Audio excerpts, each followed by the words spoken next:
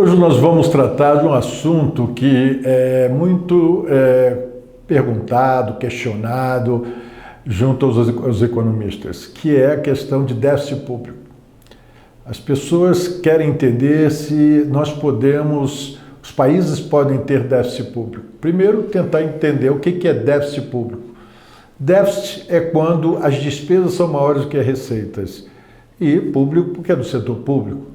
E o que isso significa? Significa que todas as vezes que os países têm déficit público, ou seja, despesas maiores que receita, eles têm que se financiar. E de que forma que tem que se financiar? Tem algumas formas, poucas formas de se financiar. Primeiro é tributar mais. Segundo é se endividar. E terceiro, emitir moeda. Então, para cada tipo de solução, existe uma consequência nas economias. E nós, economistas, desenvolvemos várias teorias para mostrar que todas as vezes que as economias precisam resolver essa questão do déficit público, isso traz problemas do ponto de vista de crescimento econômico e de equilíbrio das contas externas. Dito isso, nós temos que entender por que é que os países que têm déficit público ou superávit público, eles têm determinadas consequências nas economias. O que nós podemos dizer para os nossos telespectadores? É de que quando existe um superávit do setor público, ou seja, as receitas ultrapassam as despesas, isso é considerado como algo bom. Por quê? Porque mostra que as contas públicas estão gerando superávit. E quando é o caso contrário, as receitas são insuficientes para pagar as despesas, isso mostra que a economia vai ter que obter esses recursos. E tentar obter esses recursos traz consequências, conforme nós falamos no início. Então, existe dois atores principais. São aqueles que necessitam utilizar os recursos do setor público e outros atores que financiam esses gastos do setor público. Olha só, e eles nem sempre atuam em sintonia. Aqueles que financiam o setor público, eles querem saber se no final de uma dívida do setor público, eles vão receber aquele dinheiro que eles emprestaram ao governo. E no caso das pessoas que utilizam os gastos públicos, que é a sociedade que necessita, de educação, de saúde, de segurança, de políticas sociais, ele quer receber esses serviços que nem sempre são pagos por essas pessoas. Existem outros atores que acabam pagando por essas despesas. Então é por isso que existe esse dilema. Dito isso, vamos falar de outro assunto que está em moda, que é chamada PEC da transição. O que significa isso? PEC é uma abreviatura de Projeto de Emenda à Constituição ou Proposta de Emenda à Constituição.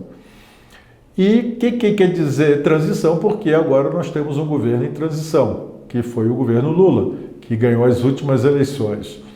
Então, o que isso significa? Quais são as consequências para a sociedade? É isso que está em discussão hoje no Congresso. Bom, primeiro é que temos que contar uma história que como é que surgiu a chamada regra fiscal no governo, para o governo. Surgiu, essa última regra surgiu no governo Temer. O governo Temer criou um teto de gastos. O que quer dizer isso? As despesas só poderiam crescer de acordo com a inflação. Então, isso engessava a política pública. E por que isso daí foi aprovado? Até como alteração da Constituição. uma emenda na Constituição, porque isso não existe, né, normalmente nenhum limite, né? A lei de responsabilidade fiscal diz que você só pode gastar o que você tem. Então, se você não tiver, você tem que se financiar. E isso é aprovado no Congresso, todo ano. Quando o presidente Temer fez essa proposta de emenda à Constituição para criar um teto para os gastos públicos, um grupo, que é justamente aqueles que financiam os gastos públicos, bateram palma, porque falam, poxa, isso é sinal de que nós não vamos ter um crescimento da dívida além da inflação, o crescimento do déficit. Aí é até bom a gente fazer essa diferença do que é déficit e o que é dívida, porque isso também acaba sendo um motivo de confusão. Déficit é fluxo, o que quer dizer? Despesa maior do que receita, despesas públicas maior do que receitas públicas, então é fluxo. Todo mês você apura esse resultado. E no caso de dívida, estoque, o endividamento é medido pelos títulos públicos, enquanto que o déficit público não. É pura e simplesmente gastos e receitas. Então são fluxos de recursos. Então, dito isso, a gente às vezes confunde falar em dívida e déficit. Então, voltemos à questão de que foi aprovado o teto de gastos públicos. Isso está tratando do ponto de vista de fluxo, ou seja, se o déficit, as despesas públicas crescem de acordo com a inflação, que é o índice oficial de inflação, que é o IPCA, o índice de preço ao consumidor amplo, isso quer dizer que existe uma sinalização para aqueles que financiam a dívida, porque todas as vezes que tem um déficit, ou seja, despesas maiores do que receitas, o governo tem que se financiar. Então, nós falamos no início que o governo emite títulos, porque a emissão de moeda traz consequências indesejáveis, apesar de que existe um pequeno grupo que sugere que deve ser feito em alguns momentos. Mas vamos deixar de fora essa discussão. Vamos só tratar do financiamento do déficit público. Ou seja, quando a despesa é maior do que a receita, tem que se financiar com dívida pública, emissão de títulos. O Tesouro emite títulos e vende aquele grupo, conforme nós comentamos, de empresários, de pessoas que têm dinheiro para aplicar nesses títulos públicos, que em geral tem um rendimento, né, próximo da inflação, ou talvez próximo da chamada taxa básica da economia, taxa Selic. Então, com base dito isso, o que acontece? Quando foi criado o teto de gastos públicos, isso é sinal de que o setor público não podia ter despesas crescendo mais do que a inflação.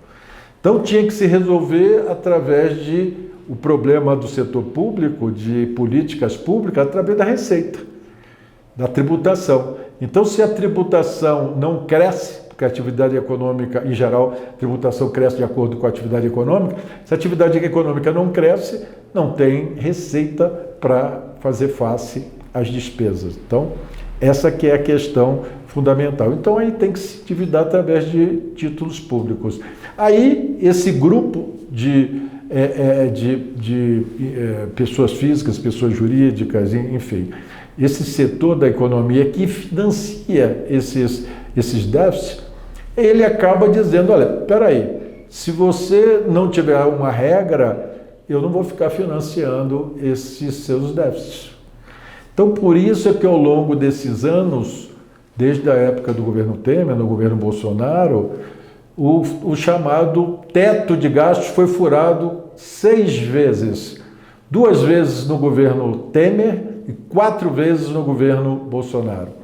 Sempre a alegação era uma alegação de que tinha que furar esse teto, ou seja, criar uma excepcionalidade para os gastos, além da inflação, porque surgiu alguma coisa de anormalidade. No caso do governo Bolsonaro, todo mundo sabe que foi a pandemia, né? No caso do governo Temer, não. Teve outras situações que não convém agora nós analisarmos.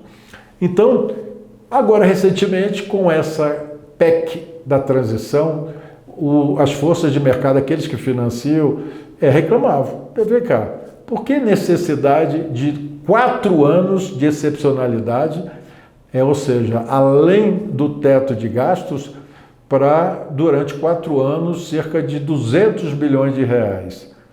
Aí o governo Lula disse, eu prometi na campanha que eu ia pagar R$600 de Bolsa Família, que no caso era Auxílio Brasil, só muda o nome e algumas regras.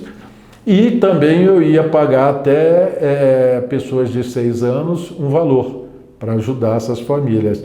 Eu ia dar aumento real de salário mínimo e ia ter investimentos públicos, quer dizer, coisas que no governo Bolsonaro não teve. Então, isso devia ser motivo de negociação. Então, a negociação se encontra acontecendo no Senado e agora na Câmara. Então, no Senado passou uma proposta, uma contraproposta de, em vez de ser em 4 anos, em 2 anos. E em vez de ser 200 bilhões, 135, 145 bilhões de reais. E agora vai ser discutido na Câmara se isso daí vai prevalecer ou não. Porque se houver alteração, isso tem que voltar ao Senado. Então, isso é uma discussão aí que está contra o tempo. Então, a pergunta que se coloca é por que o governo Lula está correndo para resolver isso? Primeiro, na minha avaliação, é de que o governo Lula já quer começar, a partir de 1º de janeiro, tendo condição de poder cumprir pelo menos parte da promessa eleitoral. Então precisa de recursos. E atual Congresso é possível negociar, porque está sendo aprovado o orçamento de 2023, o orçamento, o chamado orçamento do governo, que é justamente a lei orçamentária anual. E é claro que é uma oportunidade do governo Lula discutir com o Congresso, e por isso é que tem o governo de coalizão para fazer com que essas medidas de política econômica sejam viabilizadas. Então, essa que é a questão que se coloca no atual momento. Então, por isso é que é necessário a gente dar esses esclarecimentos aos nossos telespectadores.